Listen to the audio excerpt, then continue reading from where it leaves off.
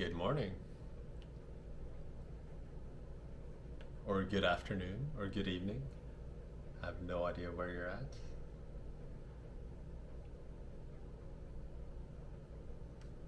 Cool. And we're live. So, yet again, we're gonna brew with the Aeropress, and we're gonna tweak even more, hopefully, maybe even get closer to an even more delicious cup of coffee.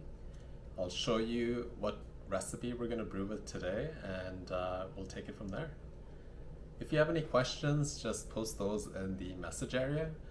I try to interact a lot with people as time goes by, so if you have any questions, yeah, just toss them in there and we'll chat.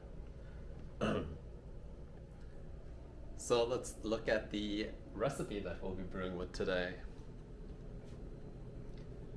So August 4th, yesterday we realized that it was slightly under extracted, so we upped the water temperature by 5 degrees. So the brewing recipe will be 1:15 ratio, 15 grams of coffee, 225 grams of water, 90 degrees Celsius water, a 35 grind size, and also a 3-minute brew time.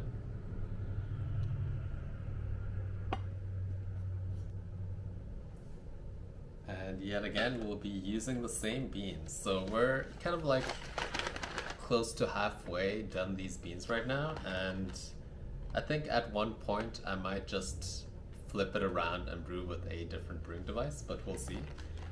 I don't think it's worth it to play around with 3 or 4 brewing devices, but maybe one more brewing device would be nice to see if we can get some other qualities out of these beans over here. But yeah, the beans are the Rwandan beans.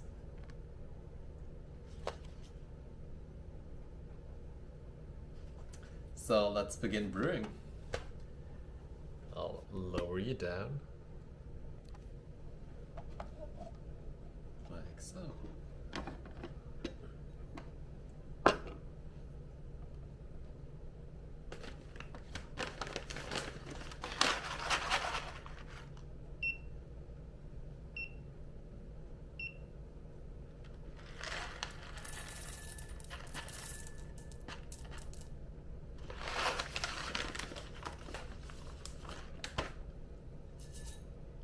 $15 grams of coffee,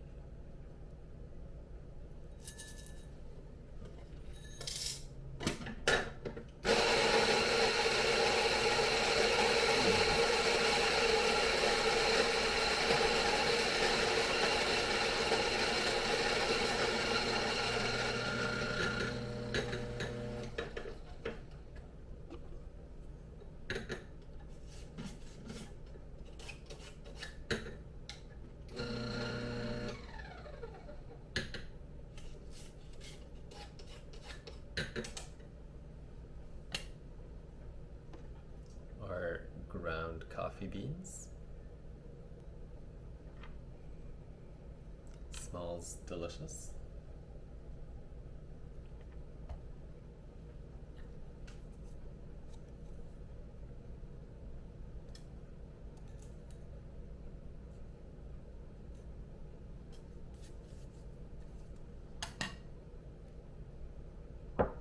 Now we'll assemble our Aeropress and we'll get our boiling water.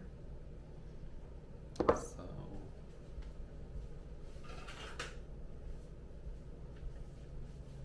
water, Aeropress, and the cap.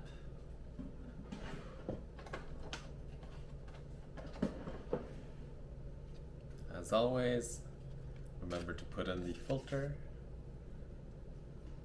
Screw the cap and filter onto the chamber, like so. Put the chamber onto the cup and preheat.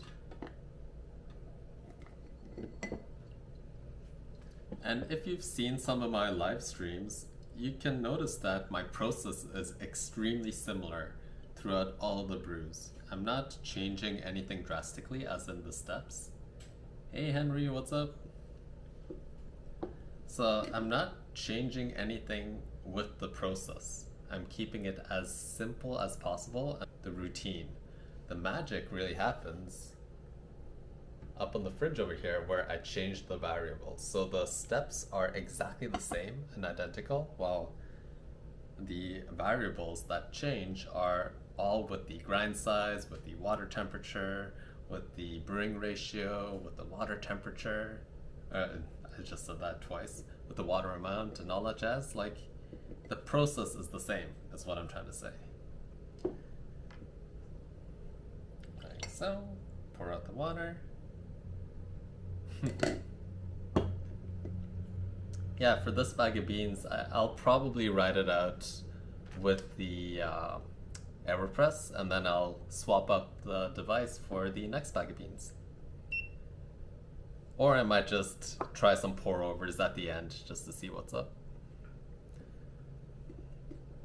You never know. Pour in the grinds. So we got 15 grams of coffee. Tare it. Changed it to the timer, like so. And let's see if I can get a different angle here, just to mix it up just a bit. So I'll bring this even closer. Let's see.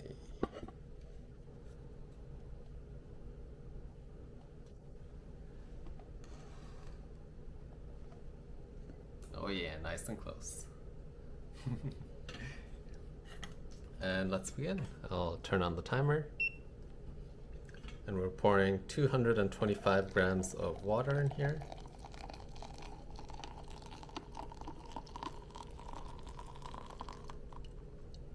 Pour, pour, pour, pour, pour. 225. Then take the plunger. Close it in like so.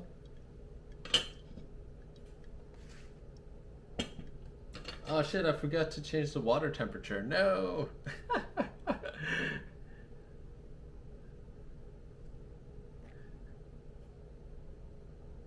Oh well.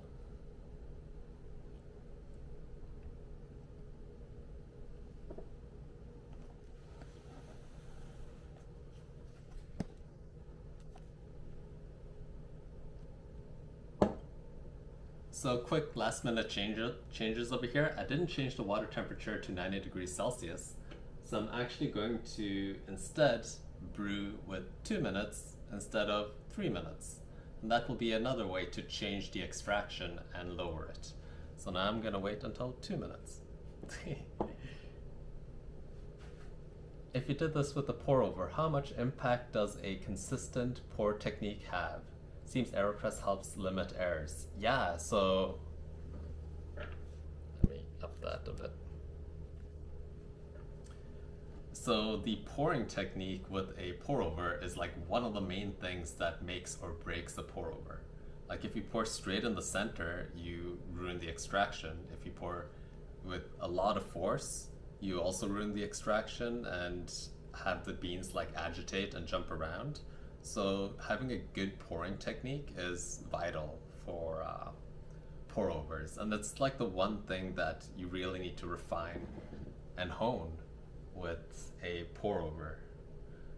So right now I'm pressing yet again at 2 minutes instead of 3 minutes because I forgot to change my water temperature from boiling to 90 degrees Celsius to compensate for extraction to get hopefully a nice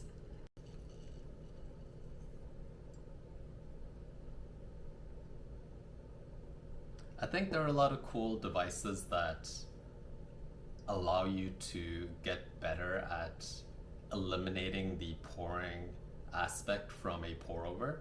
So have you seen the mellow dripper or the what's it called?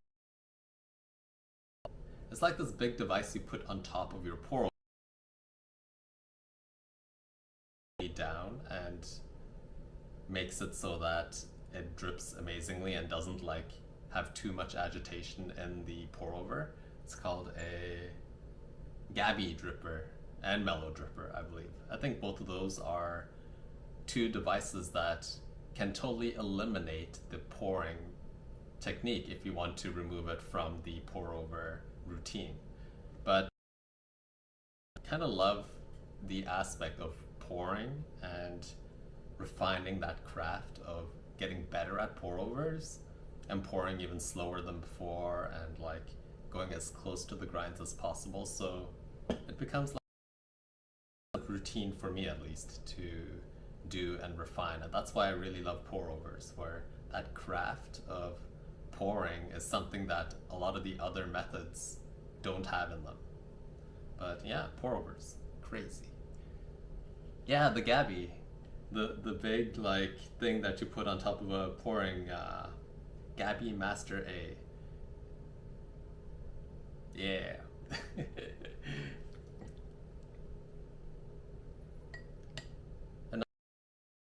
About pour overs, is there a maximum grams of coffee you use for pour overs? I find the drawdown gets quite bad above 30 grams. So with the pour over, you don't get that much control over time. So yeah, you're totally correct that when you go into a higher dose of coffee in a pour over, the brewing time gets extreme. And what happens is that you need to really compensate your grind size to like accommodate that extra time. So it's kind of close to a French press grind size, or maybe a bit finer, if you want to go into those big doses of pour over coffee. So next time, if you want to try like a 30 to 40 gram dose, go like pretty coarse with your grind size to compensate that extra brew time that the water is in contact with the beans. So yeah, it's a tweaking game. You gotta really just balance out those variables and play around with it and know what changing the dose does to the whole recipe.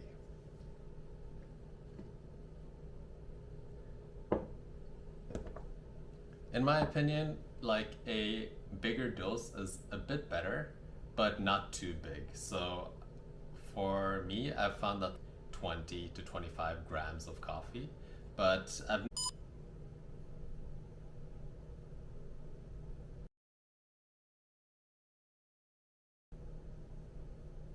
Are we live?